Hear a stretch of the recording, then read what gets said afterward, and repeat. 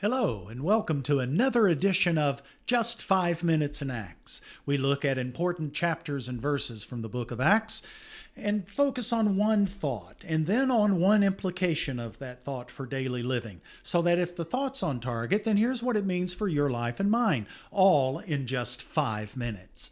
I'm Clay Brown, Adult Discipleship Pastor at Memorial Drive Presbyterian Church, Houston, Texas. It's my privilege to focus on Bible study, small groups, and theological training. As part of that, I get to teach at MDPC a class called Building Your Faith, Exploring Scripture with the Pastors, along with a deep bench of gifted pastors and seminary-trained staff. We go into these passages in much more detail every Sunday at both 9:45 and 11:15 a.m. in the MDPC Amphitheater in person and by Zoom. For more information, type this into your browser: byf.mdpc.org. Again, that's byf.mdpc.org. Also, if something I say today prompts a question or my inherent snarkiness peeks out and you simply must respond, then please email me at cbrown@mdpc.org. That's cbrown@mdpc.org. Today's focus is on Acts 15, 1 through 21, what's often called the Jerusalem Council. And we're going to focus on two verses, verses 1 and 2, and then jump to two more, verses 8 and 10. Let's hear them from the New Living Translation. While Paul and Barnabas were in Antioch of Syria, some men from Judea arrived and began to teach the believers, unless you are circumcised as required by the law of Moses, you cannot be saved. Paul and Barnabas disagreed with them, arguing vehemently.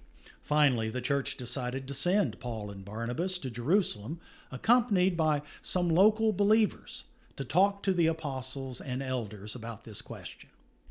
And then verses 8 and 10, the apostle Peter is speaking. God knows people's hearts, and he confirmed that he accepts Gentiles so that they could hear the good news and believe. So why are you now challenging God by burdening the Gentile believers with a yoke that neither we nor our ancestors were able to bear? All right, what's our one thought?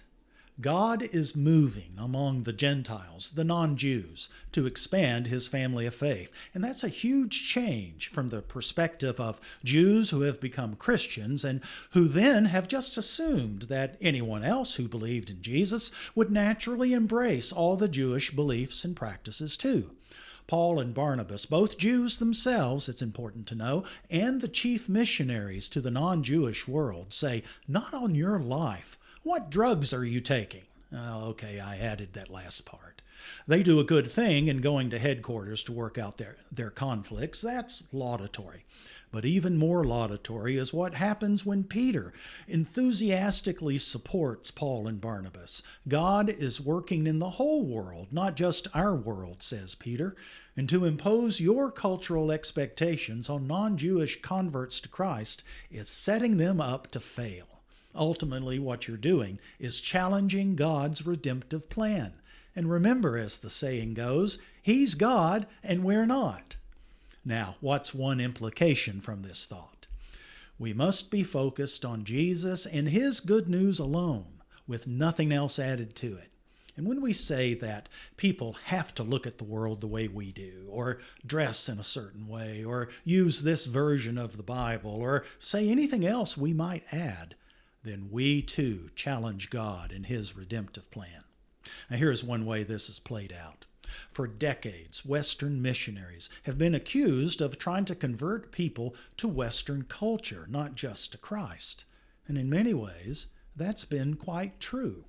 Now I know no one can fully escape their culture, but we must see that Christ and our cultural expectations of Christianity are not always one and the same. And so indigenous forms of worship, study, and practice are always needed. And that's happening now more than ever, worldwide these days. In fact, the global Christian witness far outstrips the American one.